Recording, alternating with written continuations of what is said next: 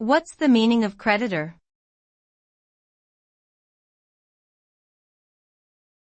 Creditor.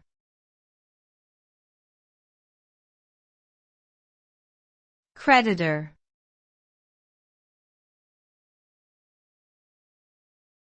Creditor.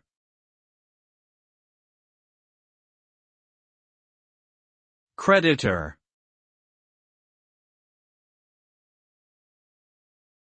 A creditor is a person, organization, or entity that is owed money by another individual or entity.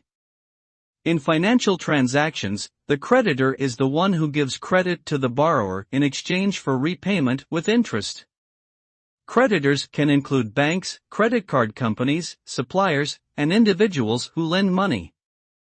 In the event of bankruptcy or default, creditors may have legal rights to collect on the debts owed to them. Overall, a creditor is someone who has advanced funds or property with an expectation of being paid back in the future.